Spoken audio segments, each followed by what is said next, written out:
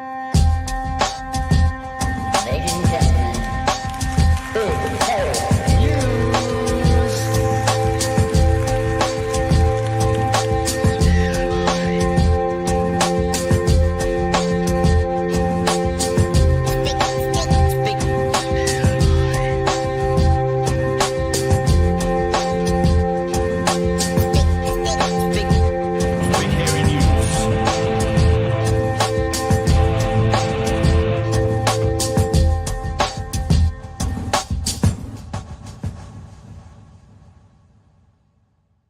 Hey, kia ora koutou whānau. Welcome back to another episode of Big Hairy News. Kia ora, Chewy!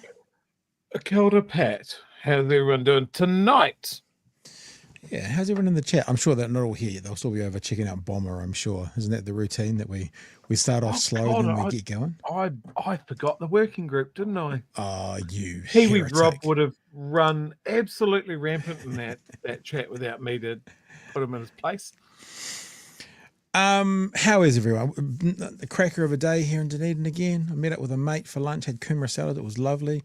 Went to the dental hygienist, got him to rip all the tartar off my teeth, and now my teeth feel like they're, you know, when they clean your teeth and it actually feel like they've damaged your teeth, but it's just that they've removed the plaque from behind and now your teeth are clean and they've got kind of grooves in them. So I've been licking the back of my teeth all afternoon.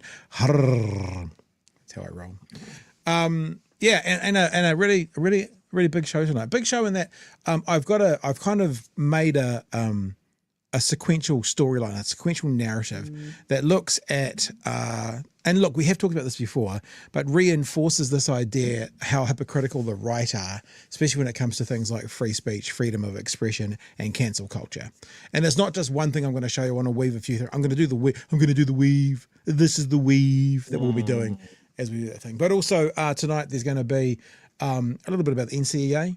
Our Maori roll is taking off bigly. I don't know. I'm using all Trump's things tonight, but I just sort of am bigly. And what's the other one? There's 4 things. I've forgotten already. There it is. There. And who runs the country? Actually, I picked this up late because of stuff. It was on 3 News. Basically, Seymour coming out today saying, "Yep, I'm in charge." Didn't quite say that, but you know, sort of what he was doing. But I've got a few housekeeping things to start off with. We've got a guest coming on Thursday that I haven't even told you about yet, Chewy. I think he'll be in your bag, in your wheelhouse as well. I think. So let's do this. I've basically turned today into a full-time merch manufacturer. Thanks for that. No, it's good. And the good news is when we buy our product from Cloak, you buy a certain level and you get free delivery. So I've actually already ordered the stuff that's been ordered up until today. So I know we said to you that you guys order, then we order it all together. But I'm like, if I can like get over that hurdle of free delivery, then I'll just do it. I'm like, maybe I'll do 3 orders this week, depending on how it all goes. If you're not about what we're about, if you don't know yet, the November merch drop has got a bunch of things in there. And Chewy, you will be proud of the people who are buying the XL, well, not just XL, but the orange hoodie. There's a few. They are going to be out there. It's a bold color. I was talking about this. Okay, I have seen people in Dunedin walking around in BHN merch, and that was weird enough. It is going to be 10 times weirder to see my own cartoonified face walking around on people in Dunedin. It's going to be weird. That be weird as well, that one? Or not as weird because you got a little... it's BHM chums. Yeah. Chums. What we'll do is not before Christmas, but we'll get Emily to do like a, you know, we could have a magenta and an Emily in there as well. We could do it for everybody. It'd be nice. It'd be cool. So the merch is all there. And can I say that you guys have been like the buffer merch this time around, I guess for obvious reasons, has been going off. For those of you who don't know, very, very quickly, if you want to find out in more detail, there is a video on bhnshop.nz that when we spoke to Professor Margaret Mutu, she explained when Chewy asked, what can non-Māori do to help? As she said, be a buffer. So we've kind of taken on board this, our own brand that we call Buffer, and we've used it to stand in the gap, to say we are prepared to be allies. That's really what it is, Chewy. We're not a part of your community. whether it's the LGBT community, whether it's people with cancer. We did a Cancer Foundation one, whether it's, in the Māori community, which I guess is the genesis of this conversation. But we as non-Māori can stand in the gap. We can do what Professor Mutu has asked, which is to be a buffer. And she says basically, because if they won't listen to us, obviously saying that we can handle our own shit, but if they don't listen to us, then with you guys there, maybe there's a chance they'll listen to you. So that's the genesis of the buffer brand. Someone sent me an email to that said we should put on, and I don't know if they said on the back of it, but I thought on the back of it, like the words just jumped out of my head. The codes that you scan with your phone? QR code. Got it. QR code on the back of it, and scanning. If people scan it, it goes to the video with Professor Mutu. I thought that's quite a nice little idea as to what it's all about. I quite like that. So BHN Shop NZ, we are going to close the shop down at the end of this week. And they've got, we're calling this the fufu, Chewy blowing a fufu. Nicky no boats, of course. Nicola Willis cancelling our ferries. The buffer gear this year is Tūnaranga Tiratanga. And as Chewy just said, the chums, the BHN chums in there as well. And there's a couple of leftovers from a previous run down the bottom here, only $20 for a Beardy Boy top as well. Yes, so there's that. These notices are going to take far too long if I don't get into it. Let me just say really quickly, if you're a patron, thank you so much for being a part of what we do. The merch and stuff is amazing, and it does help us out financially as well. Also gives us an advert walking around towns, which is fantastic. But the people who kind of help us keep the lights on permanently are our patrons. And look, the reality of being a patron for, I guess, for any kind of organisation or group is you're really just supporting them because you want to see them stick around. You want to see them be able to be a part of community and be able to cover some of those things, so it doesn't have to come out of our back pocket. We've done must be approaching 600 episodes, and there was a lot of the first 200, 250, 300 that was actually coming out of our back pocket. And now we're able, thanks to our patrons, to cover the costs of the work that we do. Not yet able to pay like ourselves a full-time salary. That'd be nice one day, but at least cover the costs so we're not out of back pocket. Out of back pocket? You know what I'm saying. The other one, Chewy, is your one. You can do this because I've been talking for too long. Because tomorrow is the cut-off date for nominating us for a People's Choice Award in the New Zealand Podcast Awards. That closes off tomorrow. So if you haven't, do it. I told you to. Or if you have and you've got a second email, do it again. It was a really good moment last year when we got a silver, so it'd be nice to get it again. Certainly we've picked up a lot more views this year than we did last year, so hopefully you guys see fit to chuck our name about willy-nilly.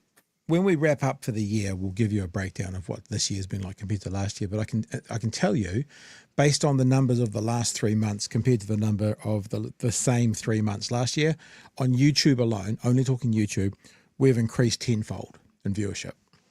Damn. Based on those two things. Yeah. So when we do our last show of the year, I did this last year, we went through, who was the person we talked about most and how many views do we get and where are we at and where are we going. We'll do that again this year. We'll have a fun last show and that's it. And I think the last thing, Chewy, is for me to now tell you who's coming on. Oh, no, hang on. Yeah, see, this is why I write things down. Because along with our Patreon, our patronage, our patrons, we want to welcome some new ones. So thanks so much to Olivia Picard, Mata Cherrington, Riwai, I'm going to go McGee, and Warwick, who have all become patrons last week. Someone's become a patron this week as well, but you'll get your mention next Monday.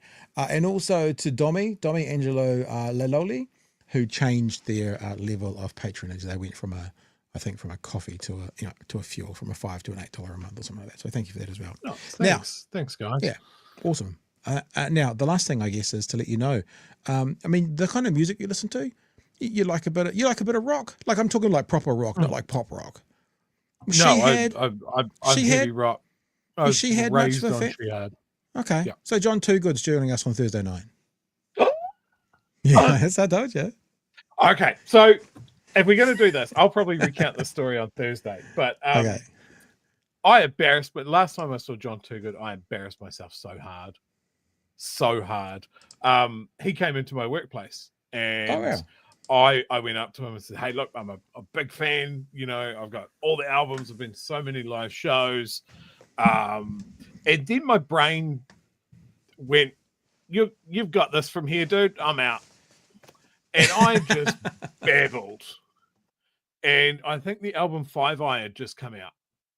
And I was like, oh, it's such a good album. It's so good. It's so heavy. It's just a return to form, like heaps better than your last 3. And he's like, oh, cool. Thanks, dude. And so I went out the back and died. And then when I was walking home, I was like, you know what? I'm going to I'll grab an Indian takeaway on the way home. And so I go in on Cuba Street and order my curry. And then I sit down next to John Toogood, who was also waiting for a takeaway. And that was super awkward. And then I saw him again that night. And I felt like, oh, well, this is it. This dude thinks I'm going to try and kill him. Like, wear his fucking face as a hat or something. It was super weird. Wellington's real small. Yeah, thanks, Brain. Good job. So there's John Toogood, as many people remember him maybe from the 90s. But his look now, I actually think is I mean, he's like the king of New Zealand rock. Now, here's the thing, yeah. I don't know John as personally, but I've done podcasts and stuff with him in the past. I did a podcast with him on one of my other podcasts, and the thing I found most intriguing thing about him, of course, there's the music, but do you know he's Muslim? Yeah. And this was the first podcast he'd really talked about it, and I think because of that, it's shaped a lot of his political views. And that he met a Muslim woman and he married her and he converted to Islam. Now, I guess unless something's happened and he's fallen away, but he was. And I've said to him, we've been texting about, really interested in talk to you about your political. And he's like, yep, sounds good.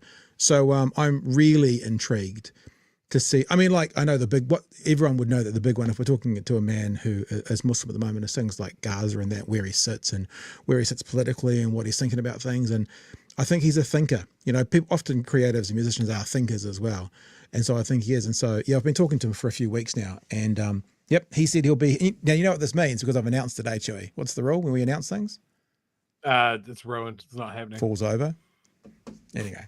So anyway, guys, we've got John Toogood booked in for Thursday night to come and have a chat. Right. Mm-hmm. Let's get on to life, shall we?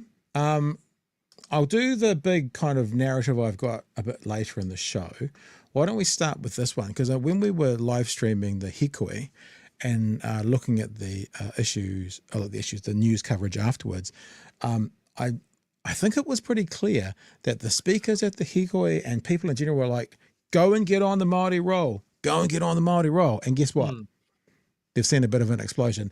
Now, there are some non-Māori roll politicians who are like, well, it's only 1%. Do you know how often the electorate is decided by 1 to 2%? How often it's 49-51? Not this time around so much, but normal practices, it can be really close. And if we got, put it this way, if me and Chewy did an outside broadcast for a week, meaning not in our things, and our viewership went up by 1%, for a kind of 4-day swing, you'd go like, well, we've done 600 of these things. That's actually quite a big increase for just a show or two here or there. So I just want to put out there to start off with those curmudgeons, David Seymour, who goes, it's only 1%. Actually, it's pretty impressive. Always minimising. Yeah. Always minimising. That's his whole tact. Yeah. All right, so let's have a look at the story from One News. Thousands of people have switched to the Māori electoral roll following weeks of campaigning by organisers of the National Hikoi. The unusual boost at this stage in the election cycle is being called unprecedented. Our Māori Affairs correspondent Tiani Wahuri Hanganui reports. Last week, tens of thousands... Just drinking that view again, Chewy. Just look at that. Drinking that view. Pretty awesome. ...of people marched to Parliament. And when they got there, organisers... So we haven't seen this before because we didn't have aerials, but here's some aerials for you. And Chewy, you know the area probably better than me. There's Wellington. Here's some bird's eyes. ...urged them to take the Hikoi to the voting booth. Get on the bloody Māori roll right now! It's a message they carry to towns and cities along the journey. And for at least one voter in Hamilton, it's stuck. I thought, man, it's now or never, Janie, it's now or never. I've joined a Hikoi and now I'm going to sign the Maori electoral roll. She had been on the general roll for more than 60 years. Unless you understand something, you can't really stand for it, can you? This month, the Māori electoral roll has grown by more than 3,000, with more than 2,000 voters switching from the general roll and more than 800 new enrolments. Well, that's a change of about 1%. At this stage, I don't know, man. Like every 4 years, Seymour's been pretty excited about a change of 1 or 2%, right? Yeah. Yeah. Well, Like, when he was a he's 0.8, when he was a pretty happy with 0.8% party, 0.8% party got a 1% bump, then a 1% bump, and all of a sudden he's an 8% party. But just 1% at a time. Just one. It's only 1%. Yeah, very good point, Joey. stage of the election cycle, what it shows is a level of political engagement for Māori that is pretty much unprecedented. The number of people on the Māori roll helps determine the number of Māori seats in Parliament. The roll surge hasn't come soon enough to affect the next election, but it could in the future. If this kind of level of engagement continues, then absolutely we are very, very close to getting another Māori electorate. You know, if a rugby team scores a try in the first minute, if that was to continue, then they'd win 400-0. Plus conversions. However, usually the... Pat, No, I'm when used to sporting analogies from you.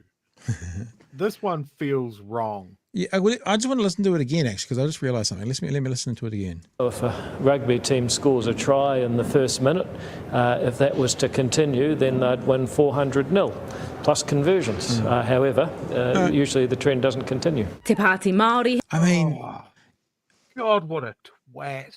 But do you know, there's this idea of being magnanimous as well. He just refuses, eh? And maybe after this one, we'll do the story who's running the country, really. Because just a slimy, yeah, there you go, Ella. We'll put yours up. Ella's got it pretty much spot on. Just a slimy little, you know. Here's a wee tip for David. Davey boy. Twerking Seymour. You don't have to comment on everything. Like, honestly, like you've come off like a real twat here. And you could have just said nothing and you wouldn't be part of the story or associated in it in every way and no one would care. Just shut up. I'm just wondering, is the use of the word here that you've just said, is it a noun, like a twat here? Is he a twat here, like a here? Is that or is he a twat in this location? No, I'm just in this location, Pat. That's how I see what you've done. Are you sure? And I think you should be ashamed. Okay, I'll be ashamed and I'll push play.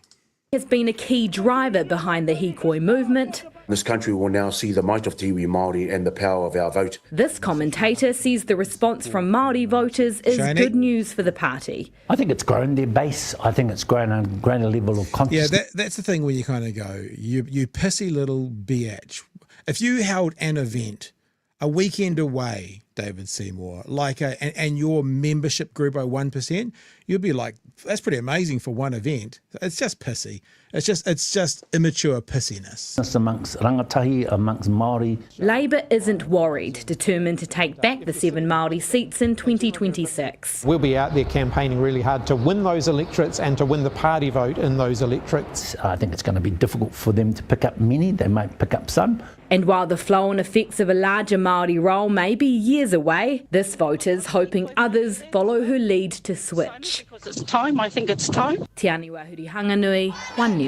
Yeah, so there you go, Joey. It's 1%, but I think you made a very good point. 1% this year, 1% next year, 1% the year after that. Then all of a sudden, there's another Māori seat or two in Parliament. I do have questions about this, and look, I'll be honest, I haven't had time to look into it. I think I picked up something there that said if there were more people on the Māori roll, there'd be more Māori electorates. Is that correct? Yeah, the roll system basically goes, to my understanding, is that even just standard electorate rolls, that they're always divided up into a number. Like, so let's say it's 30,000. That number may not be too far off. For every 30,000 people, there's got to be an electorate. So I'm just using an arbitrary number. I think it's somewhere around there. So therefore, if something happened in a city, and all of a sudden there was an earthquake and there were 60,000 fewer people in that city, then they'd probably lose 2 seats. Also, if there was something else happened in the city and there was an influx of people for another 30,000, then they get more. And so I think it's the same with them. I don't know what the numbers are, but obviously if there are more people on the Māori roll, then there needs to be more seats in a similar way. That's my understanding. So straight away there, my mind goes to, like, there are people that think the Māori role shouldn't exist, that the Māori seats shouldn't exist. So that's going to make them fucking furious. So do you know what I'm writing down, Chewy? Do you know what I'm writing down? I'm writing down how pissy would Seymour be with an addition of a seat when he's one of the guys trying to call for it to go. Exactly what you just said. Yep. So here's my argument. If Māori are getting ignored on the general role, and they want someone to represent them, then that's where this is coming from, right? Put yourself on the Māori role and get an MP that is dedicated to the issues that matter to Māori most. And the more votes that they get, the more people that are on that role, the more voices that are focused on Māori issues, right? So I think that Labour, I get it, Chippy, like fight for every seat you can.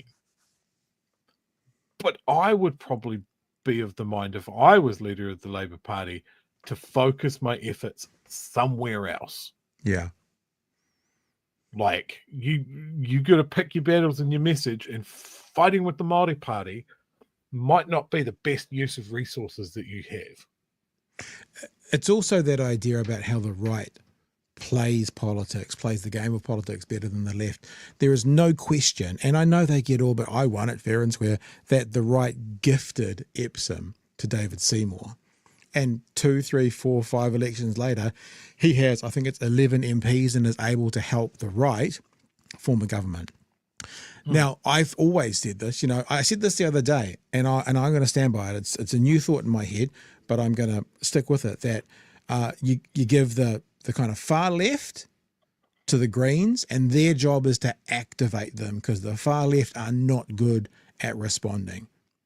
You give the centre to Labour, and their job is to take as many centrists off National as possible, and you get Māori to go after, the Māori Party to go after as many Māori as they can. And there's your coalition. So at that point, you're really talking about those three parties getting very strategic. 100%. They need to sit down and nut this out. Yep. Well in advance of the election, kind of memorandum of understanding styles, and really, really focus on who you're going after. No, you're exactly right on this, Pat. I would love to see something like that. I would love to see Labour on an absolute mission to just drag people from blue. And as you said, get the Greens to get people to the polls. Their job, the Greens' job, is to activate those left voters, because those left voters are like the far right. They're not voting for anybody else. So it's either participate or not. That's all the far left voters are doing. The centre left voters are mostly activated, so you don't have to really worry about them so much. But they're the kind of ones that can go, tax break sounds all right. You know, what's this whole, it's a bit controlling around COVID.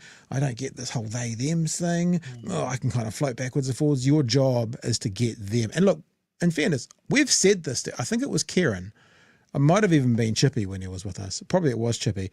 And the response was kind of, no, we can't really tell a political party who not to go for. And that's fair.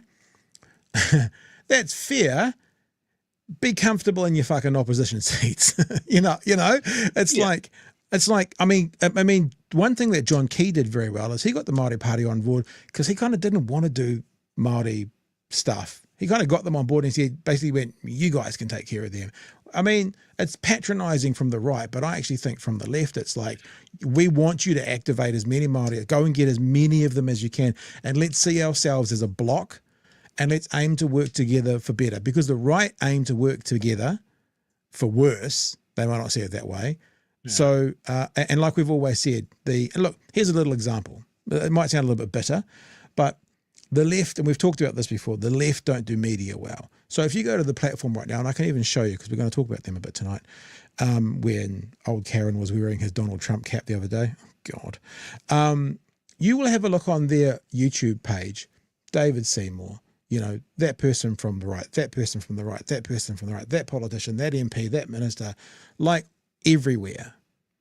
You look at the left media, very hard to get through. Like we were going to go to the Labour Party. We said, we'll come to the Labour Party conference. In fairness, Karen said, great idea, love it, let's make this happen. I'll give it to whoever the person is. Haven't heard back. Spoke to Kieran on the text and he goes, I'll pass it on. So it's not to do with him. Haven't heard back. That's a gold mine for them. We could have been up there this weekend doing a live broadcast on Saturday night. That's a gold mine. They're terrible. I'm not saying they're terrible people. They're terrible at doing this kind of media thing. And I think that's one of the lessons that's come out of what's happened to the US, right?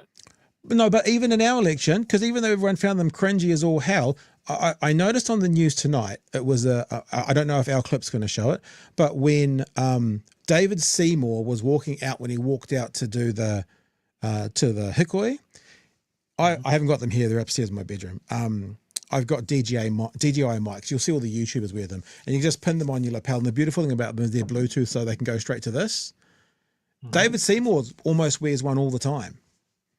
Like he's got it on almost all the time because he can then just go, oh, okay, let's do this now, and have a message straight to his audience. Now, a little bit OTT, whatever, but the right have figured this out better than the left. The left is supposed to be the fucking creatives. The left is supposed to be where all those people are who can make content, who can, paint and draw, and that's where all the artists are. But I tell you what, left, the right have figured out the media better than you. The art form of media, the art form of making audio in particular, the right have figured it out much better than you guys. I've got no bitterness about not doing the Labour Party conference, but there's just another example of how they've dropped the ball. Not because it's us; they could have had anyone up there, but that was free media, and they haven't done it. I forgot how we got into this conversation. Can you remind me? I have no idea. Neither do I. We're here now. Yeah, it's like anytime that Seymour tries to downplay something, I just think, yes, on the right track. Yeah. So like if people want to be represented on the Māori role, they should absolutely go for it. That's what it's there for. Yep. And I think history shows that being on the general role has done them no favors. So why not fucking try something? Yeah. And if Te Pāti Māori wants to contest that hard, because that's Te Pāti Māori should contest that as hard as they could. It absolutely worked for them last election. There's no reason why it shouldn't work for them again. Yeah. And I think this idea, this left block of like play your aces and really go for your audience rather than trying to be all things to all people, broad tent Labour. Yeah. Because by appeasing the guys in the middle or trying to bring them into the tent, you are going to piss off the guys on the left. So I think it's a great point, Pat. The other thing that would be better tactically for the left is to get as many, because if the Māori Party win the Māori seats and they also get like 10% of the vote, then that's how you get an overhang. That's how you actually get those democracy watchers out there may not like this too much, but that's how you get a disproportionate representation of a political party, is by getting winning more seats than you get vote. Right? So if you win more seats, you get all the seats and you only get 1% of the vote, you are disproportionately represented in Parliament. And I don't know if that can be engendered, but these are the conversations should be having. They should be hiring us as consultants. That's what should be doing. The proof is, I think it'd actually be more effective as an advisor to the National Party personally, but I'd destroy it from the within. Look, I think the lesson for anyone here is how disproportionately effective ACT have been with their 8% at their stated goal of opening up a hellmouth in the middle of the country. Next story, bro. You know, that's what it is. Like, even for New Zealand First, like, I mean, you wouldn't say that there's a lot of things that New Zealand First have got across the line, but they've got that the bloody COVID inquiry, and Shane Jones is whining and dining his way across the country. Every mining lobby's credit card is getting absolutely hammered at the moment, feeding Shane Jones. So, you know, they've got some wins with a fraction of the votes. Yeah. And the next story, we'll do super chats. The next one we go into is this idea of who's really running the country. And it's about how much is happening that ACT wants to have happen.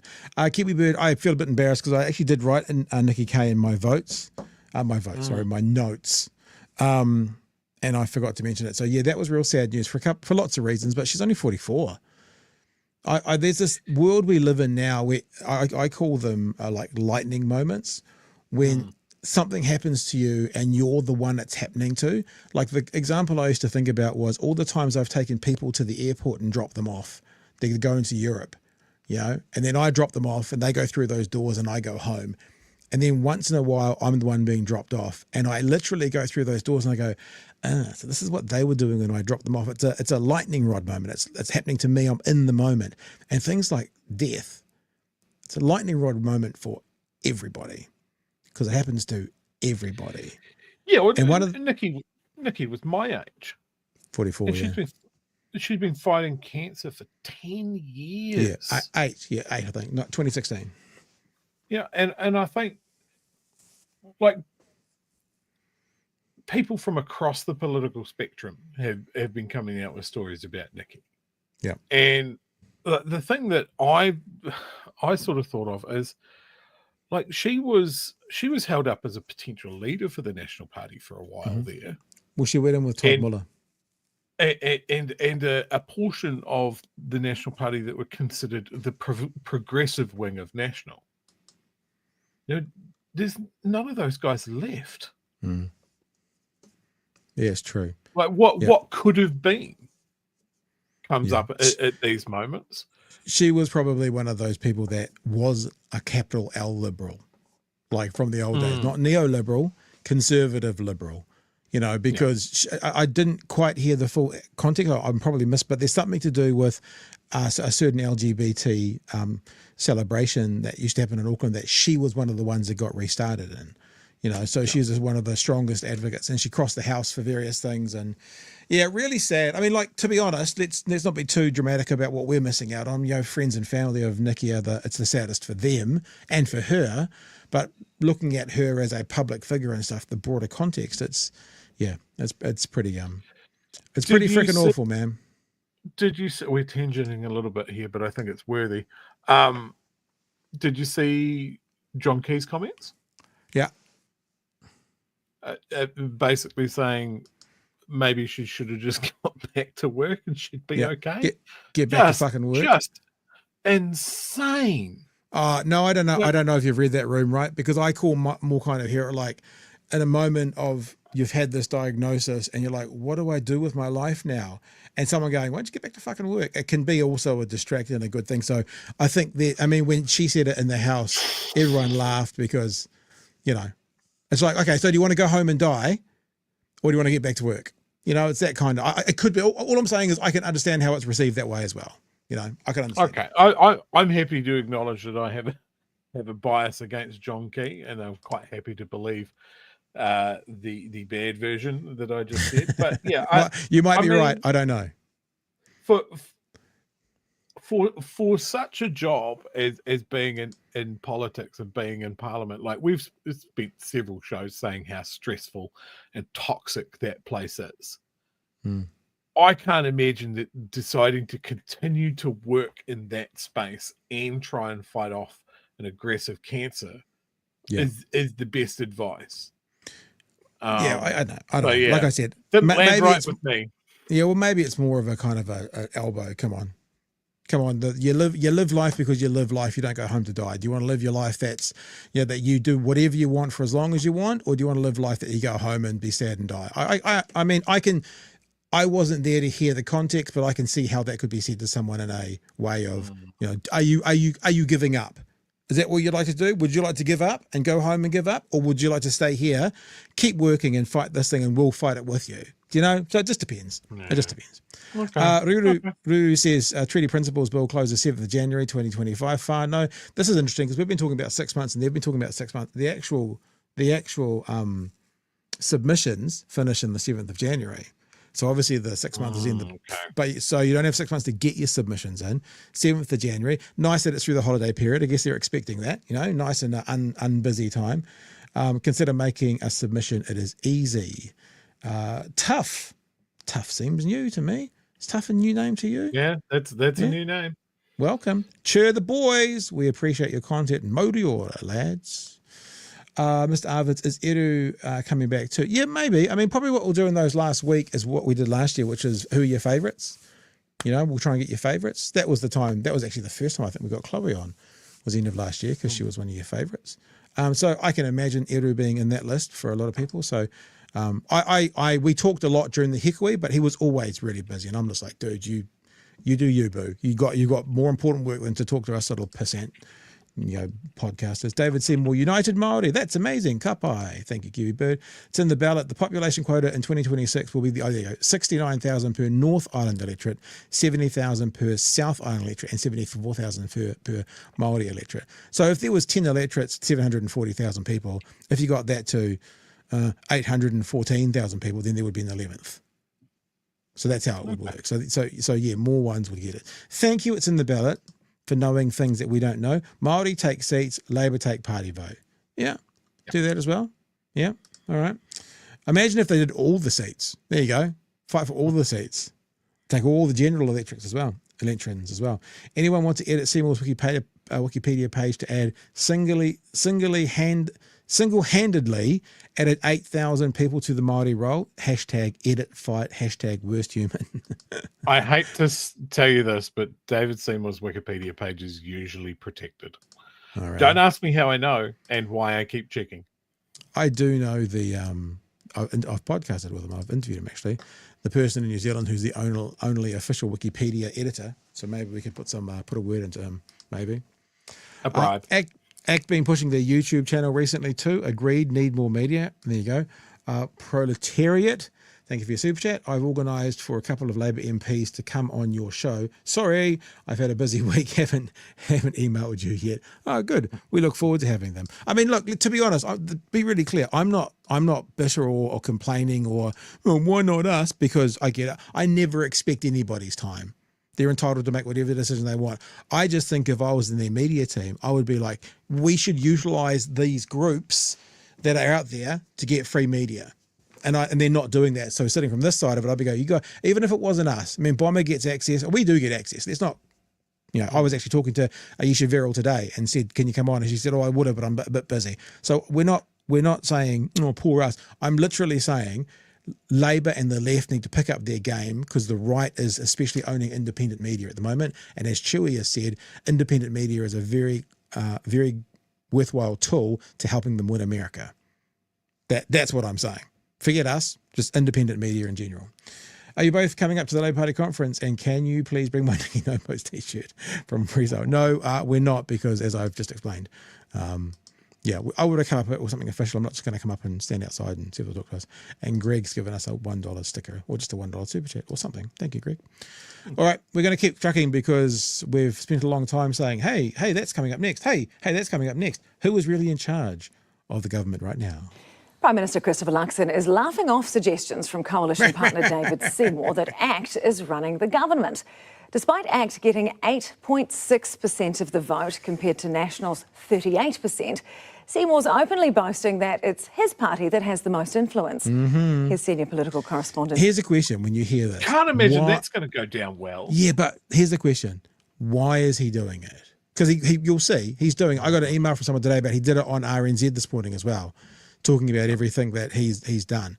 Why is Seymour doing this? Why is he ruffling feathers? I'm not sure I know the answer to that yet, but let's have a listen. Lynch. Three abreast striding into government together a year ago.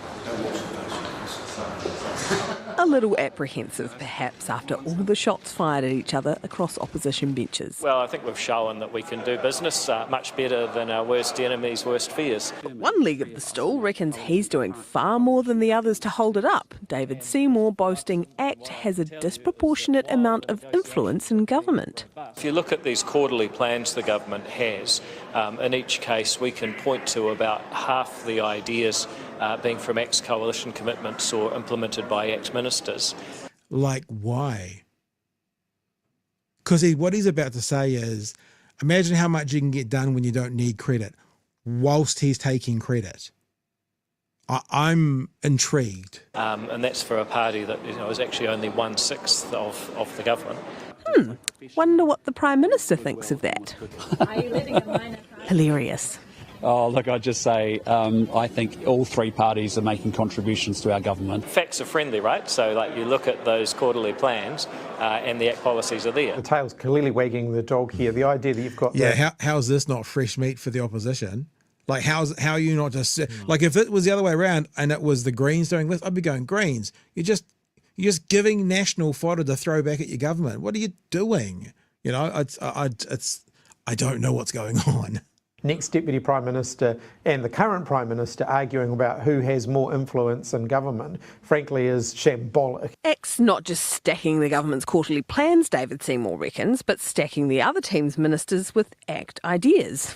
National ministers are often pretty keen to announce these things and actually, work together and even take credit for them. And, I just say there's no limit to what you can achieve if you don't care who takes the credit.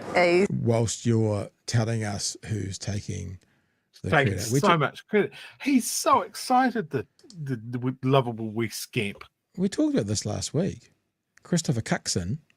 You know what I mean? It's like, what are you doing? And I think part of it is ACT has always been in the words just jumped out of my head when you're trying to get into Parliament, election mode. They're always in election mode. This feels like a party in election mode. And I'm like, dude, you've got 2 years to go. Why are you in election mode now, if that's what it is? Saying that they're stealing your homework.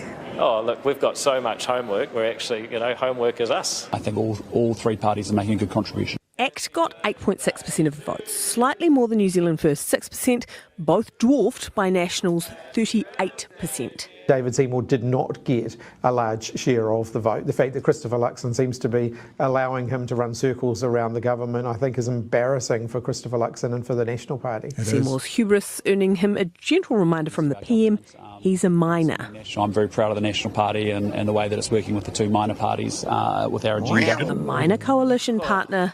No, I think I've caused enough trouble for today. Becoming a major troublemaker. There you go. That was what I was talking about earlier, just to show you. See that there? Oh, yeah. That's his Bluetooth mic. Major troublemaker. So there you go. A very strange day. I'm still, other than he might be in election mode, electioneering. Why is he electioneering? Is it just that he's been such a small party for so long he can't not? Or is he just basically being a cheeky little rascal and taking the piss a little bit at the end there? Like, I've caused a bit of trouble today for a joke that no one else finds funny, especially probably Christopher Luxon. Look, if Lux can't keep hold of old Lipless, then what chance does he have with Winston? Like, I would have expected for their share of the votes. Maybe you can pick one thing off your list, and it's clear that they've both got way more than that. I think this is Seymour playing up a bit before his turn at the deputy prime minister slot. I did see something in the news though that he did get a slight correction to his attitude from Luxon. I believe Seymour was trying to point out this new Waikato medical school was basically the costs were too high. Mm-hmm. I assume as his as part of his Minister for Regulation shtick. And Luxon basically said, hey buddy, leave health to us, stick to your own portfolio. Mm. And that played out in the media. which just seemed to be like that's a problem that you don't need, right? That's internal stuff that doesn't need to get played out in the media, but Seymour chose that option. I can't believe that these two things have gone down this way, and Luxon is unaware that this is something that he needs to crack the whip and get them back in line, because otherwise they're both going to run roughshod on him. He's a weak leader, just weak. Yeah. Yeah. All right. Let's get to some chats and stuff. Mr. Arvids says he's doing it to net the narrative and garner votes. Yeah, but I guess that's what you're saying. To garner, is it probably garner? Garner votes or gain votes. But that's not going to be for 2 years. I mean, like if someone went into election mode now, they'd have to keep going for 2 years for those votes. But look, just think about how much we have seen and heard of Seymour in the last couple of months. He is everywhere. He will always give a comment. He will always have a soundbite ready to go. Like he's for all his faults, is not afraid of the media, and he will go out there and he will be there and he'll be present and he will say what he needs to say, and he's very, very good on his talking points. That's his background.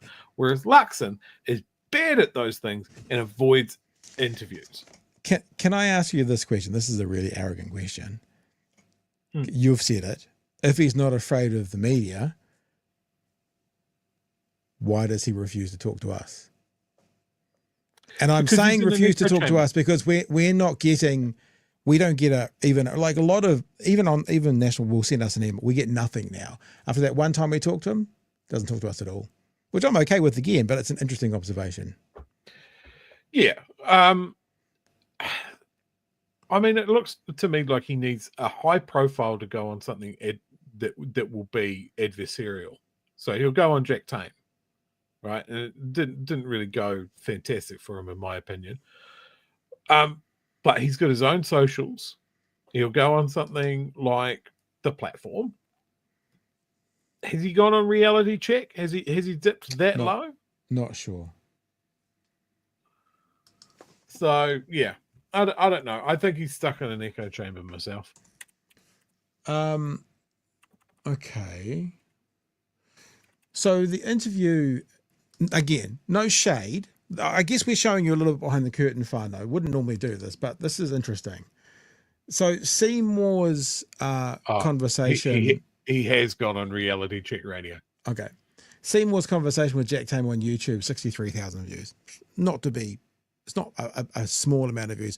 Obviously, there's a TV audience, but as we all know, TV audiences are dying and falling through the floor at the moment. Now, last week... this little pissant show with, I was going to say no money, no offense, patrons, we love you guys, but compared to the budget of like a Duncan Garner or in the podcasting world, or a platform with their millions of investments, or TVNZ, compared to them, chicken scratchings. Last week we did 110,000 on YouTube alone. That doesn't include Facebook or Twitter or Blue Sky or thing. So it's not nothing. So they can't say now, Chewy, that we're not worth their time.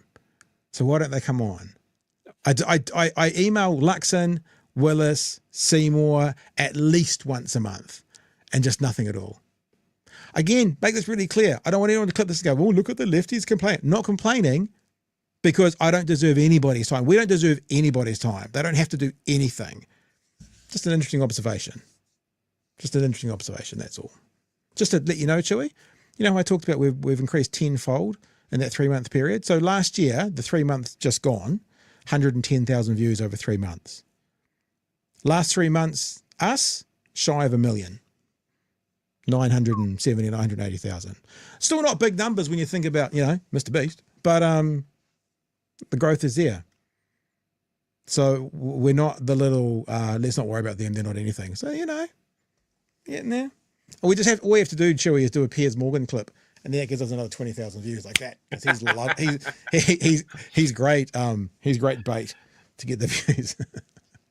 Or maybe you're seeing it the wrong view. That people like us on a window, peers, and then 4 other windows.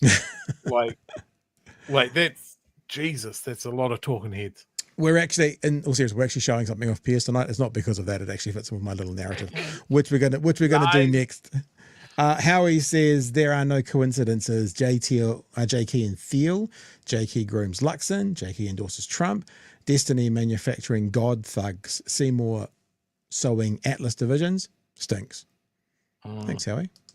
Appreciate you. Yeah, the John Key giving Peter Thiel a fucking free citizenship still rustles my jimmy something chronic. Like that man is just deeply weird. That tech bro libertarian bunker building faction over in the States is just super weird. Don't panic I'm just using a small clip from a conversation here with Brian Tyler Cohen. It's only 30, 60 seconds to identify a bigger point. We're not doing a big deep dive into Pierce tonight. Trust me. That's okay. So unless there's anything for you to tangent on or read out right now, Chewy, I'm going to tangent to that. Actually, that's what we're going to do now. Let's tangent away. Well, this is not actually a tangent. This is now back to the story. I know you love your rugby, Chewy, so you've probably seen this. I want to show you, like many have seen, the beginning of Te Haka from the All Blacks game against Italy in the weekend. The beginning of it sounded a little bit different. Now it's time to dim the lights. No, it's time to dim the lights. The ultimate spectacles. Ultimate spectacle. The ultimate rituals in world ultimate rugby. rituals. The New Zealand haka is balm for the soul. And we're about to drink it in the north of Italy. With our whiskey. See if you can pick up, if you don't speak Māori, just see if you can pick up some of the words that TJ says.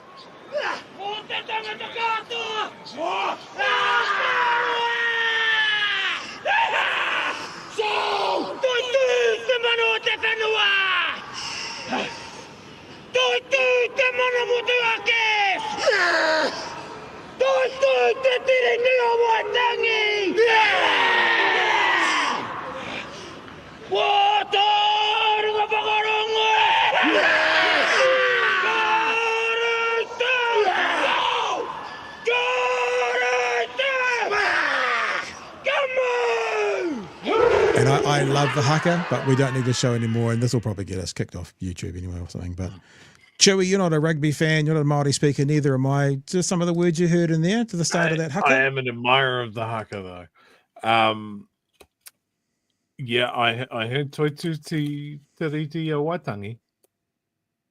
Mana Motahaki, Waitangi, and it gets written up by the world like this. Let me just put this headline up for you.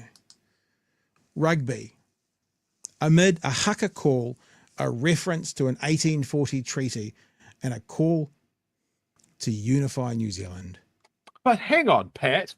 I thought all of this treaty nonsense was divisive. So this is how some of the world saw it. And I'll just read to you, for those of us who are not Māori speakers, what he was saying at the start. TJ clarified on the first line of the haka and termed it as everyone's sovereignty. Stand and pay respect to our whenua, country, which is our whenua mana motuhaki, which is our sovereignty, everyone's sovereignty. Te tiriti o Waitangi, stand tall, stand proud, and stand on te tiriti o Waitangi. So that's the translation of what he said. It's pretty amazing. I mean, I didn't see it. I only saw it today for the first time, and it's a wake up call. It's like, you know, for me, I find that emotional. I always found the in particular the All Blacks haka like more kind of my nationality and pride coming up more than the national anthem. So to have that on top of it is pretty amazing. But Chewy, you might be surprised that some people didn't quite seem to think it was no, go on. as acceptable. What I want to do is I want to show you. In fact, he's wearing a Trump hat. Yeah, I know. Damn. Look, and I promise, guys, these clips I'm about to play are 30 seconds each. So I know you guys don't want to hear from the bubbling pancake batter. That's fucking guy. But this is important to keep in front of us as to what happens and how the world is run.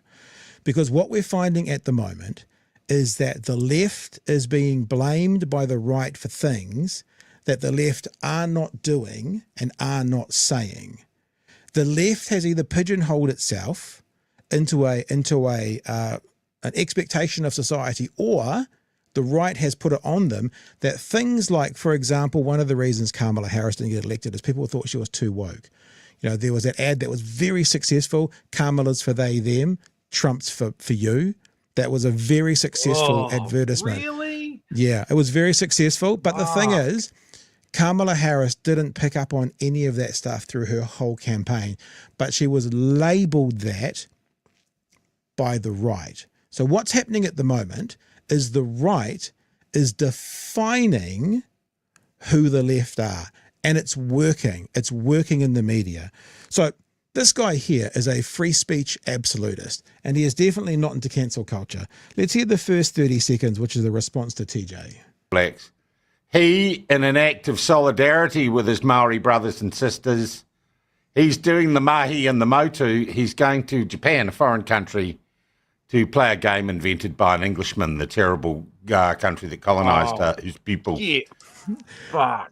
I'm going to keep playing, Chewy, because you're going to say that 10 times in a 30-second clip. It's all just race-baiting, revolting bile. I know, but we need to know, right, what we're looking at to be prepared to combat it. So TJ makes a little political statement, and afterwards a whole lot of pictures. You know, that thing of unity that the world been talking about? Little political statement. Just going around of the Maori sovereignty flag, that squiggly flag with the All Blacks holding it on the field, I think after the game. So there was that, yeah, I'll show you. That is that picture right there after the game. That's what he's talking about. And that apparently is a bad thing as well. I'm sure if they were holding a silver fern, which is also not New Zealand's flag, that would be seen as acceptable. But that one, yep, there's problems with that one. The next part we're going to play is, this is what the right does. And this is why I've put in the description how TJ has exposed them again. The right who scream for free speech, the right who scream for no cancel culture, have strings attached to it that basically say, when I approve of it, and in a way I approve. So, of course, TJ's got the right to have his opinion, but just shut up when you're on a rugby field. This is the next part. Say very, very clearly that TJ Perenara and any sportsman and anyone in this country has a right to a political opinion. I just have to authorise it. It has to be... No, like, you're laughing, Chewy, but that's what it is. Yeah, they've got a right to it. Thing. He was never asked. It's almost, I can't say the words because they're incredibly racially insensitive. But you know, there's words that mean like you're a good one of them, of that group that I don't like. You're a good one. Be a good one. It's that kind of vibe to it. Yeah, just shut up and pass the ball. Yeah. Well, that was a Fox News analyst about LeBron. And has a right to express that political opinion. He has a right to express it. When and where you express that opinion, I think can be nuanced. But firstly, I'm just saying TJ can think what he wants and believe what he wants. That's the gorgeous legacy of being called. You are going to blow up at this comment, Chewy. Just everybody take a step back from your screen, because when Chewy hears this bit, he is literally going to explode, and you do not want to get some Chewy on you. So just take a step back. But firstly, I'm just saying TJ can think what he wants and believe what he wants. That's the gorgeous legacy of being colonised, is that you actually have a free society based on certain Western principles of liberty and freedom. What? It's far more reserved. You're a bit scarier when you're reserved, actually, to be honest with you. No, that's when you have to worry when I'm quiet. Okay. Like one more. This is absolutely pure white supremacist shit. Yep. This is stuff that you wouldn't trot out 20 years ago. Like Western white civilization is the only civilization. Yeah. You natives should be happy. Nobody had free speech or any form of democracy until the Greeks conjured it out of the rocks. Yeah. Like, it's just so offensive. Okay, I'm going to offend you some more. One more clip. And then Plunkett deems to tell PJ Perenara, that what he did wasn't good. Like, it wasn't good for his cause, because he says in this clip as well, I watched the whole thing so you don't have to, he said in this clip as well, you know, basically the response from it invalidates the action. And I'm like, good. Let's talk about gun control in America. The response from it publicly invalidates it. Let's talk about that wee Hikoi the other day. The response from it invalidates David Seymour's bill. Have a listen to the suspect. I don't think it's good for rugby. And more importantly, TJ, I don't think it's good for whatever your misguided cause is. I think you've probably engendered more anti-Māori feeling. He's engendered more anti-Māori feeling. No, but that's because that's his bubble. Like, we're all in bubbles. I'm in part in a left-wing bubble, and then most of you guys watching and listening are part of a left-wing, but it happens. But his one, they're going mad. My one are reading articles that say things like this unity, this speech of unity. But his bubble says everyone was upset. And that's where he comes from. This has got 30 seconds. More anti the treaty movement marketing exercise by the Māori Party feeling than any positive impact.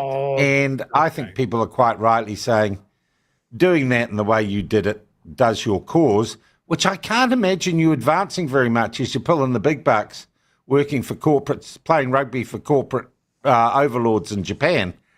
I don't think you've done your cause any good. Sorry, I was just going to say corporate overlords, like Wright Family Foundation. Does that come to mind? Anyone? Just me? I'm not saying you can't have your opinions. And your rugby mostly was pretty good, mate. Mostly was pretty good. I suspect it would have been better if you hadn't been so yappy. There you go. You know, because here's another racially insensitive thing that I can't say these days, but, you know, a bit lippy. Certain group of people being a bit, oh, look at Chewy. Shirt's coming off. Holy mackerel. He was so close to calling him an uppity N-word. Yeah. So listen, so this is what I'm trying to tell you guys about. The right will actually label the left and it's successful. And then who talks about it? The right, talking about the issues to do with wokeism in America. The left didn't talk about it. Fox News talked about it. Elon Musk talked about it. All the people on the right talked about what the left were and what they did. And you can see this at the platform, right? We'll go to their page. Where 3 or 4 times in 2 days. There you go. There's TJ there. There's once. There's TJ there. There's twice. There's TJ there. There's 3 times. Well, Michael Laws's comments were enlightened. But what I'm saying is that media is now defining that. And look, the treaty is not a left issue, but you know what I'm saying? That the right is defining who the left are. And in some ways, the left are letting them. It's like I just talked about the left in the media, and Labour, the Greens to Party Māori should be all over outlets like the platform that are on the other side to get their messages out. But they're not, because these guys do it better. I want to remind you of some other things. And this is when TJ reveals their beautiful hypocrisy. This man, this melting mound of pancake batter, this free speech purist, remember, and these people on the left that don't want cancel culture, all of a sudden, when it doesn't work with them, they want it. Here's 30 seconds. And gosh, this probably goes against my basic philosophy. I think this is a point where regulation and authorities do need to step in and say, no, you cannot do this. We cannot live in a country where you suggest boycotting or damaging people commercially because of their faith. So that was a guy who made an app that he was pointing out who was supporting Israel. And Plunkett's response was, well, you know, it's a capitalist state, free market. If he wants to do that, all good. His response was, the government should regulate against this person saying these things. So it's all a shell game. That word that we've been using for such a very long time. It's all a shell game. They're not free speech purists. They're not cancel cultural purists. They're my narrative first. I've got more to show you, Chewy, but there you go. I've just laid out this first part about what TJ did and then how the right responded to it in New Zealand. Thoughts, sir? I think you're exactly right that we need to look at this to see what the other side is consuming, and I think you're right to draw that parallel. I think Simon mentioned it in the chat. So this is straight out of the Colin Kaepernick blowout, right? He was lashed by the media for months and months and months and months and months. And it didn't matter what information was released about who he talked to, what the reasons for doing it was. He was disrespectful. He was a traitor. It was treasonous. All of this sort of stuff. Sean there is literally an inch away from saying it here. The other comment that I saw that was really good, and I didn't star it, so I didn't get the name, and I'm gonna mangle the quote here. That why does Sean's studio look like a gym in Pakuranga? Like it looks weird. Like Sean is talking to an echo chamber, and the people that are in there are happy to be in that echo chamber. Yeah. But I think we need to acknowledge that he does have an audience. Yeah. And like our audience and like us, they are activated for the things that they consider important. And they will just reaffirm their own beliefs with people that agree with them. It just reinforces them that everybody thinks the same. And I don't know if Sean is smart enough to realize that that's what he's doing. If he's doing it, I'm not sure if he realizes that he's part of it, right? I don't know if he goes outside of his bubble to see how right he is, or whether he's quite happy with his activated group of clown shoes cookers that he's gathered. But this is something that we need to be aware of for a bunch of things. Don't get too comfortable in your echo chamber, and understand what the people that are in the other echo chamber are getting fed, so we can combat it.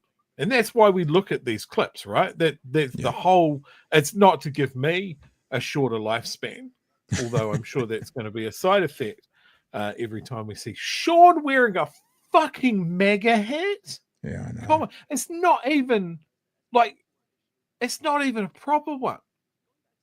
I don't know why that offends me as well, that he hasn't got a red one, that he's got some knockoff thing. Look, the standards we expect from Sean are very, very low. Like, above the dirt, but below the dog shit is kind of where Sean exists. And the platform is a terrible, terrible outlet. But some people out there are treating it as news. Yep. So, I'm going to finish up this story just to demonstrate how this is not a New Zealand only thing. So Piers Morgan, I know you guys were waiting for him. Piers Morgan wrote a piece. Remember, Piers Morgan, free speech purist, anti-cancel culture. He wrote a piece in the New York Post over the weekend. The View is a pointless, irrelevant, Trump-loathing joke. Cancel it. So he wants to see them. He wants to see it gone. He wants it cancelled. Just like, remember, Tuivasi, I can't think of her name, sorry, the poet. Plunkett wanted her cancelled. These cancel culture opponents. Now, I'm really sorry because I forgot to queue it up, so I'm hoping I got it in the right place. In this conversation with Piers Morgan, Brian Tyler Cohen on the end here brings this up.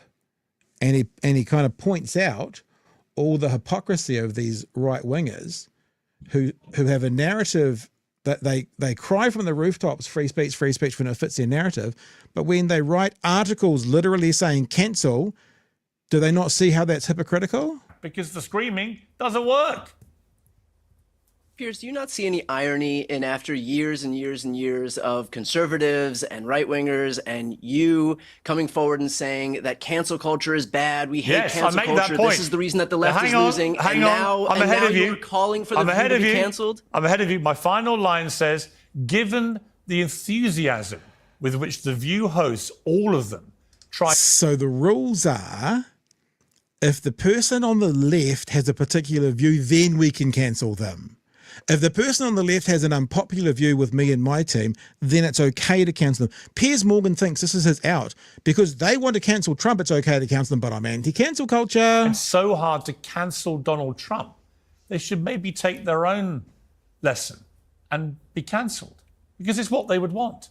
Because they're now the ones, they said Trump was out of step with the American people. They said he was just a... So let's say they were wrong.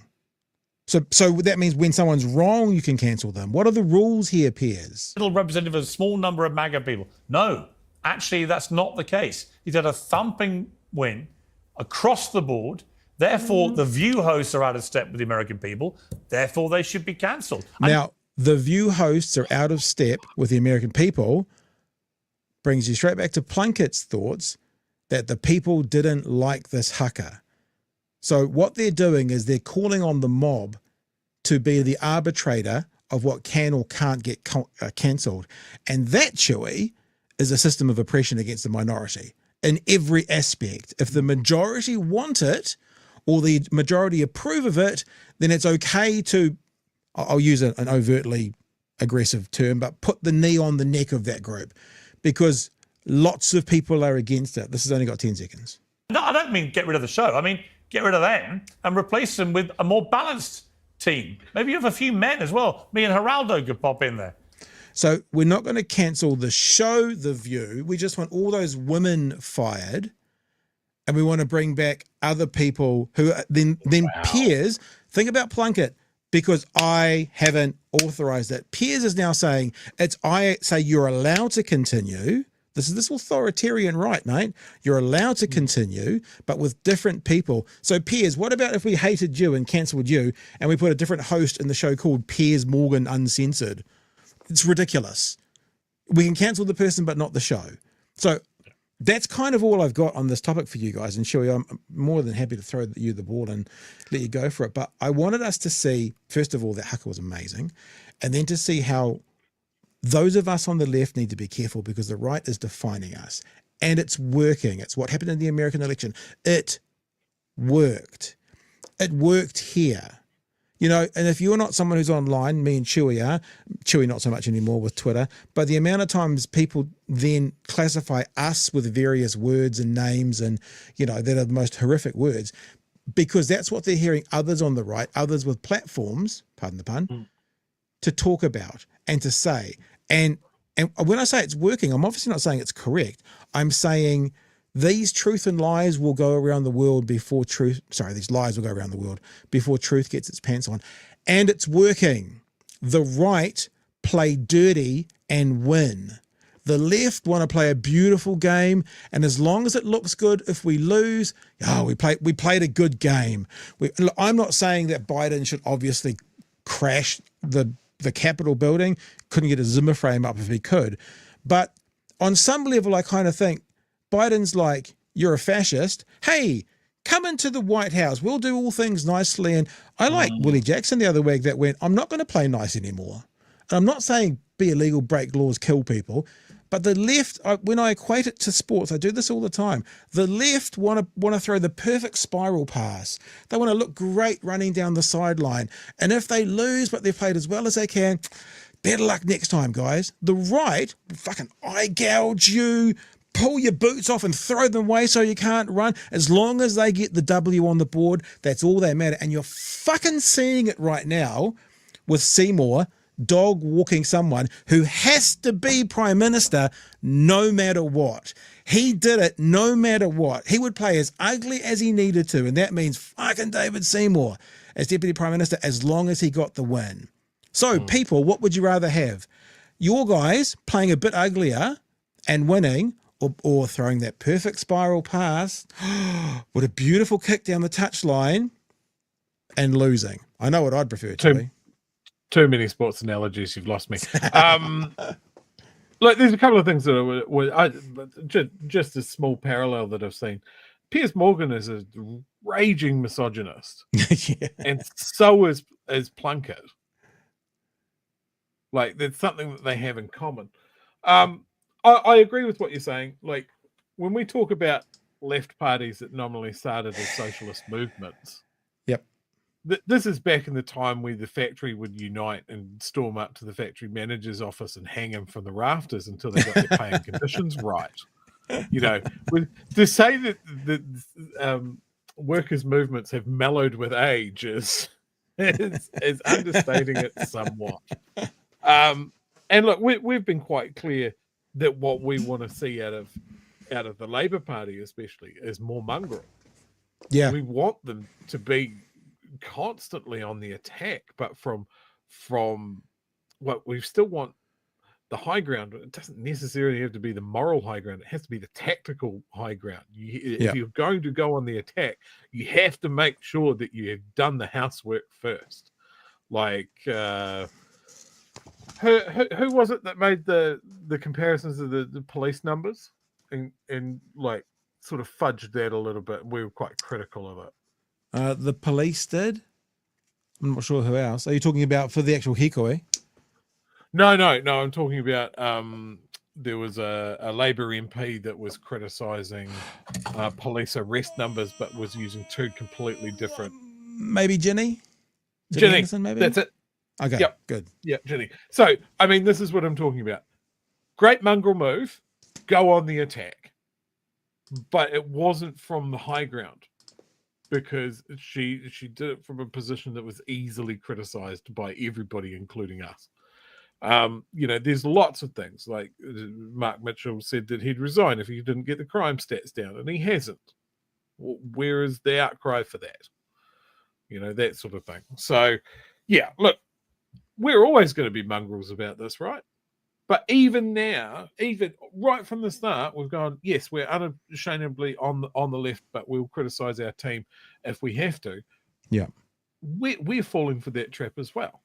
And it's from a position of ethics and integrity, something that Sean, I think, has ripped out of a dictionary, let alone never read. I'm just baffled that this keeps happening. Like, people will go on the platform because of his audience. Yeah. People will still, including Jack Tame this very weekend, will still quote Curia poll results despite them being pointed out of having big ethical issues with their polling and being an Atlas offshoot. It's just mad. Media, you're supposed to be better than this. Like, why do we hear from the Taxpayers Union all the time? Yeah. They're a lobby group. Don't give them they're a lobby group. Just don't go there. And certainly don't give them the stats that they have provided. Yeah. It's mad. I like what you say, but I want to add to it. Talking about getting a bit more mongrel. I'm going to go back to the sports ball because you can have two kinds of mongrel. There's a guy called Richard Lowe who played rugby in the 1980s, probably into the 90s. He was known for eye gouging. You know, they used to talk about, like back in the day in the 60s and stuff, they'd talk about the reason that there was a halftime in rugby was so you could turn the props around. That was kind of the joke. That gave you the chance to turn the guys around who basically, you know, they finished the game and rather than having water, they had 10 beers and that kind of stuff. So there's that kind of mongrel, right? A sport cigarette. And but then there's other kinds of mongrels. This is Brodie Retallick. He's recently retired. Look at that guy. He's like fucking Lurch, right? He's just an absolute mongrel. You know, so he I is take 100... it just from that quick clip, I assume that they've pieced him together out of different parts of dead rugby players. So he is a mongrel. He was one of the hardest men in rugby, but he had an amazing skill set. That's the mongrel I want. I want the mongrel who not only has to get turned around at half time, but can run good lines. You're going to lose me completely here, Chewy. And play the game and know the rules and have the top 6 inches be in effect. I want Brodie Retallicks in my political parties. He's not just to turn the guy around at half time because he's that kind of mongrel. He's like he's a professional sports athlete and he knows the game. You know what I'm saying? So it's a mongrel with the top 3 inches. That's what, yeah, Brad, Paul, I was trying to think who was the name of the lock at the Rugby World Cup. Brad Thorne was a guy I was thinking of, played rugby league then came back and played rugby, and was still, I think his last test match, he was like 39. And he was shorter than all the other ones, and he was an absolute, born in Mosgiel, absolute munter. But top 3 inches. So there's a couple of comments that I want to highlight here. First one for Gary. Our problem is always overestimating the interest in and the knowledge of politics by the general voting population. 100%. We are tragics. We are fucking dialed in. We know all of this shit.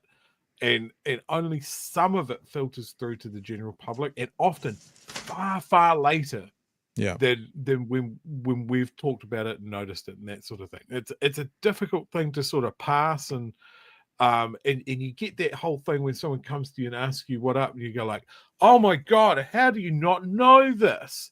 Anyway, I'm going to rant at you for the next 15 minutes and give you about 10 years of backstory. It's a difficult thing. And a super chat here from Tina. Mongrel on the left was the Haka in Parliament. 100%. Yep. Like, you can't be a mongrel and stay within the lines. Yep. Like, whenever protest movement has happened and has changed something in the world, it's been done by people that are tired of playing nice and playing by people's rules. Yep. That's really, really good. Can I say something that's going to sound really arrogant?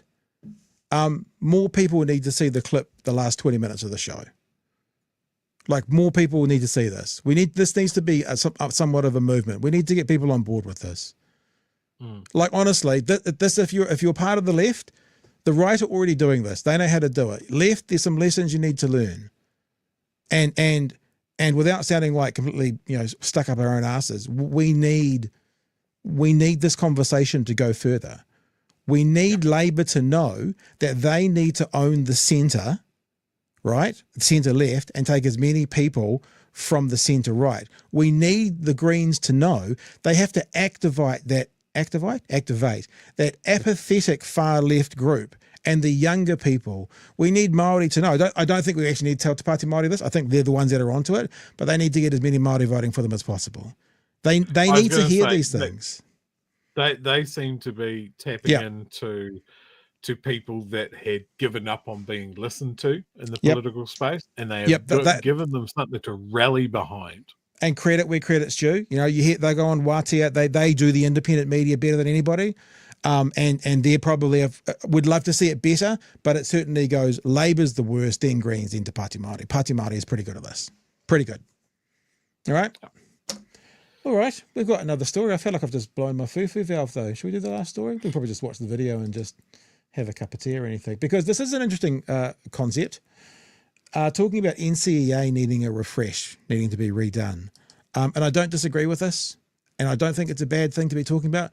I do have a concern, though, that this government is the party that gave us national standards. And this government tinkering around with how our kids learn is kind of terrifying to me. Let's have a listen. The Education Review Office has called for another revamp of NCEA Level 1, or for it to be dropped entirely after a new report found it wasn't fair or reliable. Education Minister Erica Stanford requested the report, which comes after a revised version of Level 1 was introduced only this year. Here's Grace Thomas. NCEA Level 1 is usually the first taste high school students get of examinations.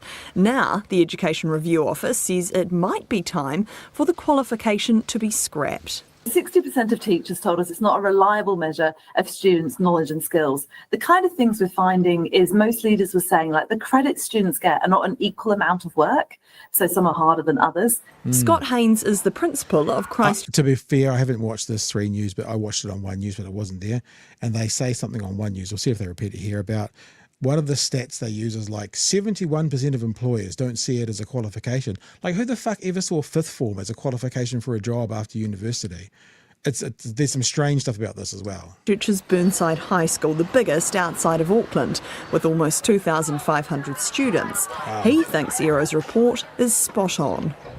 Schools and principals and teachers are good at trying to make things work, but at the end of the day, NCEA Level 1 in its current form and in the form that the NZQA are seeking to move it is just not working.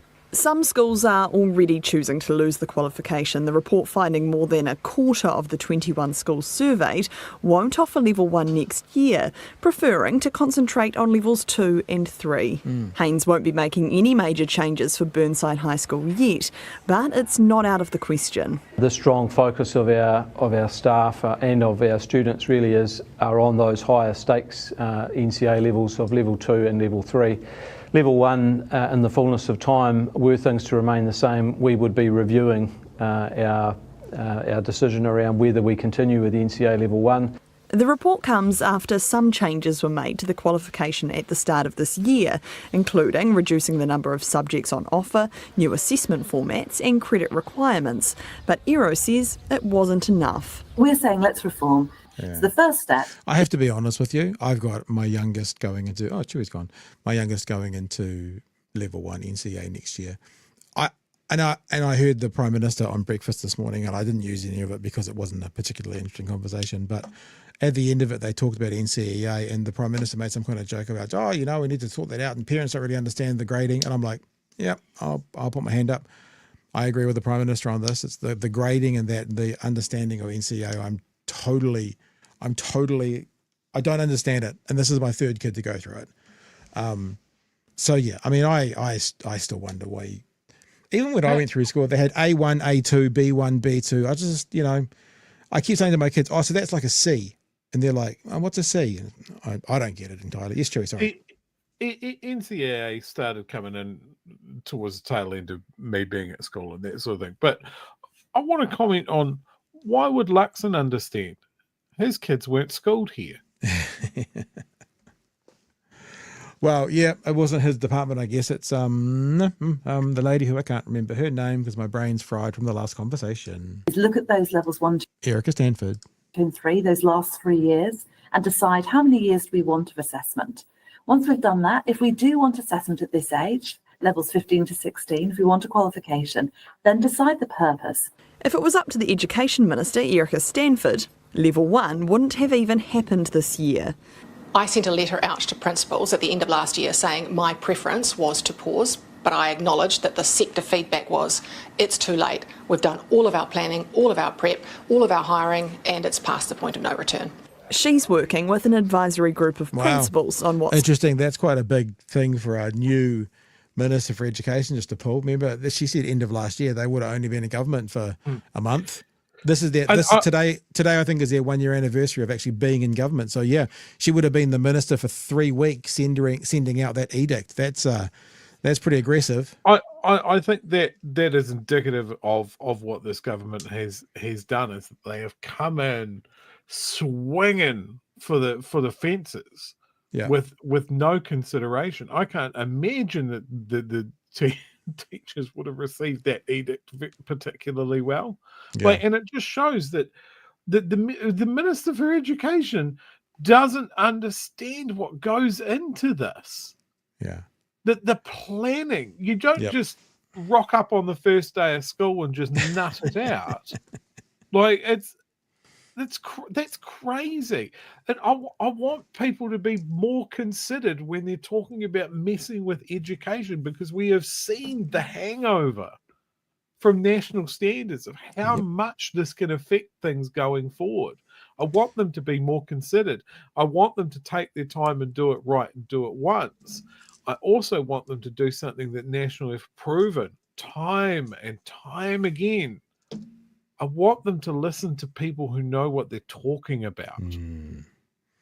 Yes, that will be on the National Party gravestone from this thing. We didn't listen to experts. Let's get to the last 30 or 60 seconds of this. Structural changes will need to happen. But it will be internationally comparable, it'll be robust, it'll make sure that our kids are set up for success. So the thing that concerns me about that is they're doing what National always does. They're saying what it's going to be before they've done it. We will get a nice second-hand Corolla, not the Ferrari that the last guys wanted. Erica Stanford has just explained what it's going to be without having done it. It is becoming more and more of a trait on the right. Donald Trump, I've got a big, beautiful plan. I've got concepts of a plan. What's the plan? It's coming. and we're going to make changes. Oh, what are we going to replace it with? What's concepts of a plan? It's the same sort of thing. What she's talking about is what it's going to be and how good it's going to be, which they haven't decided yet. So, okay, so if they had have all cancelled their NCEA Level 1 for this year, what were they doing? Like, what were they going to do? What were they going to replace? Was it going to be internals? Was it going to be externals? What was going to happen? Nobody knows, but I want you to cancel it. You see, this is also, as I said, it's becoming more of a thing on the right, is let's get rid of what we don't like before we've organised something that we can show the voters will be an improvement. They just cancel, and then they go, we'll figure it out along the way. It's quite scary. National curriculum review is underway for NCEA Levels 2 and 3, but the Minister says the future of Level 1, and whether it's here to stay, won't be decided until next year. There you go. So that's the story about NCEA. And just for people who don't know, when we're talking about national standards, back in 2010, 2011, national standards was brought in by John Key's government. And it was a different way of assessing primary school, intermediate school children. And the teacher world with one voice said, don't do this national. If you do this, these are going to be the flow-ons. And guess what the flow-ons were? Things like 15-year-olds having a less qualified numeracy understanding. And then guess what National used against Labor at the last election? How terrible it was that 15-year-olds were less capable in their numeracy and not able to do the things that were caused by the national standards that they brought in, they being John Key's, but national. And this is going to bring us back to the third time. But they got the information out there. They were able to paint the narrative of who the left was. They blamed Labor, and people believed them. And those guys that the teaching vocation with one voice said, don't do it, are now again saying, we're going to change this. What will you replace this year's with, Erica, if you have changed it? It will be better, and it will be a world standard. What is it? We've got concepts of a plan, Joey. They're paying someone for booklets and workbooks. So yeah, someone's making money out of it. And again, this is the pathway that the Tories in the UK did. They'll just give out public money to private organisations for lessons plans and stuff like that. It's just crazy. Like I have zero trust for these guys. They haven't earned any of it. The one thing that I'll give Erica Stanford a thumbs up for here is that she admitted on camera that she tried to do something crazy and that people stood up and said, no, we're not going to do this. And she kind of acknowledges it in her own way that, I guess I can understand that. Just before Christmas, telling them to chuck out a year's worth of lessons plans at the drop of a hat didn't go down particularly well. I feel like we should wrap up tonight. Sorry, I'm just sending an email at the same time. And someone watching is going to get that email in about 30 seconds. With some of the comments. And I apologise. Normally at the end of each story we do the super chats. So some of these are to the last story. I think I blew my foo-foo valve so hard, Chewy, that I still haven't quite recovered from it. Howie says, thank you for the super chat, $15. It's very generous. Koch Brothers and NRA, Right Family Foundation, Sean Plunkett, Groundswell, TPU, Free Speech Union. It is a stitch up. We're under a slow siege by the wealthiest greed power holders. Yeah. And look, again, honestly, I don't want anyone to hear this like, what about us? We're waving. Where are all those people? Remember, this is the part of politics that go, George Soros. Look, you've left out Elon Musk. Did you see that? When someone from the front of a stage, they were at a conference, said, where's the left's George Soros? And Elon Musk was in the audience and he put his hand up. Like, they're not even pissed. They're not even joking about it. They've got far more than any, imagine. I'm not saying George Soros is an imaginary person, but the influence that George Soros has, they've actually literally got it. Where is the left ones in New Zealand? Who are they? I've talked to some of them who are worth hundreds of millions of dollars, but they don't get involved as much. Yeah. Anyway. So some of them vote for National and then just write open letters afterwards. I don't think Oliver, is it Oliver or Olivier? I think it's Olivier, isn't it? Plunkett is good for humanity, says Mr. Arvids. Peter Syme rhymes with time. This is from the anti-Colin Kaepernick playbook. Yeah. The other thing, and I'm sad I didn't mention this because I wrote it down to mention, because it won't be in the clip now because it's 20 minutes later. If one of those All Blacks had have said, I'm supporting the What is a Woman campaign by wearing this coloured lace in my boot, do you think that Sean Plunkett and his ilk would be going, gosh, the feeling, the public, or do you think he'd be going, well, good on him for making a stand? I know what I think, because you see this in America. There was a guy in America called Tim Tebow, and Tim Tebow used to pray before the games. But guess what he did at times? He took a knee and he prayed, and he was the darling of Fox News. Kaepernick took a knee when the anthem was playing, and that was the worst thing he could possibly do. So when it's their narrative, they support it. It's as simple as that. So let's just stop all this free speech bullshit, all that it's all nonsense. It's what do you believe? That's what you support. It's as shallow as that. It really is. As Kiwi Bird says, Māori experienced cancel culture in the 1800s. Very, very true. Wooming says, Oliver looked like he's in his mum's basement.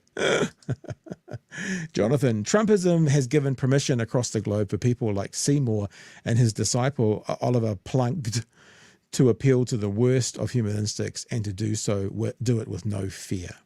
NZ Random says we need to communicate in memes and punchy slogans. We're still going with Wooming. Thank you for all your super chats, by the way. This coalition equals we are ignorant, won't listen to experts, but trust us because we know best. Oh, and if it fails, we blame the left. That's very, very true.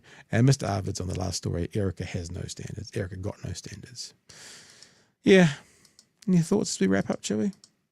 Anything you want to add? No, thought's empty at this point. Let me get you excited. John Toogood, Thursday night. Yeah, look, I'm really looking forward to that chat. I'm going to have to change my background briefly, I think, amend it somewhat. I've got something rolled up in a poster tube that should be quite good. Remember, guys, we've got it's a 1 week only special on the merch shop, but we're ordering and printing as quick as we can. I ordered about 50 blanks. They call them blanks when they've got nothing on them today. And there's more than that. That's industry lingo because Pat's in the industry. Because I've been doing this for 7 minutes. So people who have ordered this week up until maybe this morning, you may well be getting yours sent out over the weekend. We are on to trying to get these out before Christmas. We are committing to that.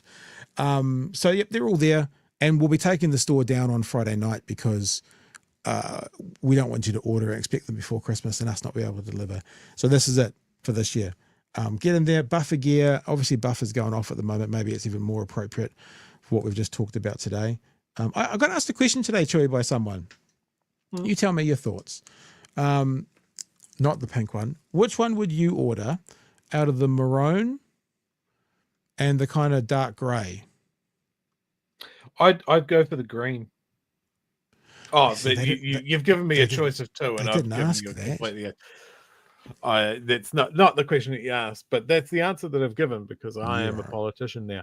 I would go for the maroon. Would you? Yeah, I said that as well, actually. Out of those two. But out of the whole range, I think the green one's probably the nicer. It's funny. I had a chat with my partner, and she was like, "No, I think that green's a bit rough. Maybe it's a bit much." And I'm like, "I think the greens. I think the black marl, the kind of dark grey, has had the most orders, and then I think it's the green. And then it might be the pink because the girls have to wear pink. No one else is allowed to wear pink. That's apparently the rules, too. I don't know the rules. So, and I'll give you a little bit of credit. Pink used to be a very masculine color. Yeah, because it's like red. It would seem to be strong. I'll tell you something. Here's a little give you a big head. My 18-year-old, right? I had your T-shirt, which I've given you, and I showed it to her, and I went, "You'd wear this, eh? Because it's got nothing to do with us." And she went, "Yep." So there you go. I am universal. I am timeless. So we'll go to university and we'll sell them at cost, and we'll see how many Chewy faces we can get all over Dunedin, eh? Good idea. Yeah. All right, team. Hey, thank you for tonight. I'm not sorry that I got grumpy a couple of times, but it sort of just comes with the territory, you know. I think I'm kind of overplaying nice as well, being really honest. Oh, Chewy's gone. I think I'm overplaying nice, and I think tonight it finally kind of came out. It came out of me. Get out of me. Chewy needs to fix up his keybinds. Huh? I didn't sorry. go anywhere. You're Sorry, that crazy. was my fault. This is not the blank screen you're looking for. Thank you so much for being part. And look, I've seen a couple of people who signed up as patrons tonight. That's lovely. Really appreciate it. We will do one more Patreon meetup before the end of the year. And in fact, maybe on my honeymoon, I can stop at every house on the way. No, I won't be doing that. Not at all. All right, Chewy, I think I'm done. Have you got anything else you want to throw to or mention or whatever? Vote the podcast awards. Oh, yeah. Even if you hate us, just do that anyway because it's funny. If you hate us, do it to embarrass us. Like, do it because, like, your mum and dad will think it's, look at these voting for these losers. Just do it. Just be hard, be cool, be antisocial.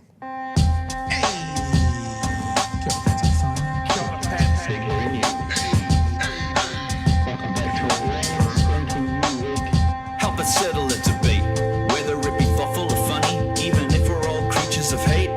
It's a fine line that we're walking together. For better, push aside the temptation to berate. Let's take a note of the corners we stand in. As many points as the hairs on my chinny chin chin. When the news that we're watching is hairy, knowing all the things that we need to be wary of. Like the rich have the hand out for rewards, while the many have to work at what they can't afford. And the rest of us ain't paying attention, or maybe have questions we're too worried to mention. Other media is still dwelling on trivial facts, vetting peas from the rice and the mice from the rats, and picking and choosing a war path to run, and linking ourselves with the hill to die on. It's gotta come down to a welcoming vibe, with an A and a self and a higher in mind. All heavily, neither this way or that, and we'll be analyzed by both Chewy and Pat. With the evil in the world trying to mess with your head, and you're sitting on the couch, you're thinking chivalry's dead. Each night, 2 nights, they're gonna sing you to bed. It's Big Hairy News. All right, team. Thanks for being with us tonight. Appreciated you all. Appreciated your time. And I'll catch you tomorrow night from 9 p.m. for another edition of Big Hairy News. Chewy. Ka kite, folks. All right, team. Be safe, everyone. Hooroo. See you tomorrow. Hooroo. Cheers, man.